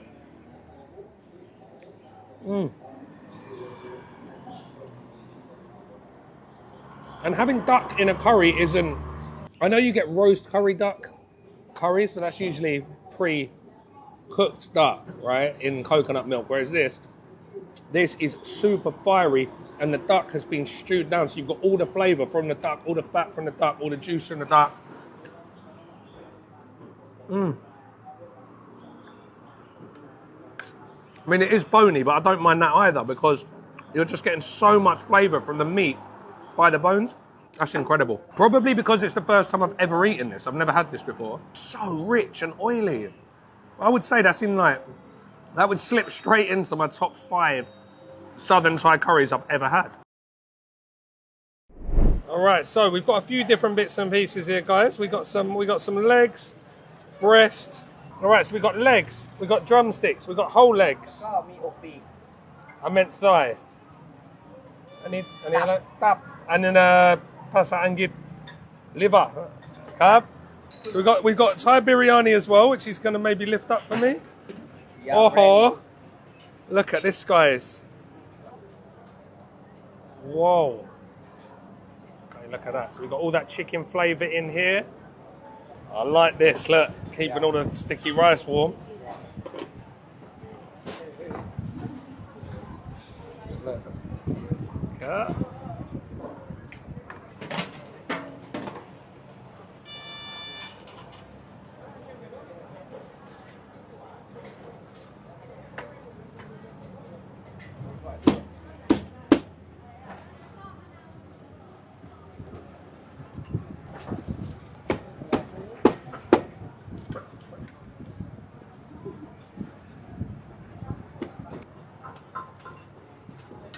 We have gone 2 thighs absolutely covered in fried onions or fried shallots. Some of the best biryani in the business. This is how you test a chicken chop with the breast. If the breast, oh look at the juice. If the breast can stay semi-moist, we know we're in business. Oh. Memory lane. You say this a lot as well. Like a lot of traveling, especially eating, is about invoking memories, isn't it? It's not always about like, oh, this is the best. This is like top 5. It's I remember parking Dreamy out over there 4 years ago, and having an oil leak and stressing out about the oil leak. And I've only just remembered that by biting into this chicken. Isn't that weird? Guys, this is just like ridiculously salty, but in a good way. Very, very savoury. Tons of garlic, tons of white pepper, just a dusting of flour, and fried to crispy, crunchy perfection. You saw the marinade. Sounds like a minuscule detail, but he makes, when he's getting all the legs out, he was making like a little slice in them to like let the marinade get inside and let it cook quicker. I never knew frying fried chicken could be so technical and like having attention to detail on something that I just thought you just literally chucked in a fryer. Yeah, they do it at KFC, I know that much. Right, now we're on to the I'm loving piece de resistance. And look how juicy that is, and look at the skin. I wish you guys could feel it, you know? What I do like is the fact that they also heated it back up in the air fryer for us to get it extra crispy. They're just giving it to you.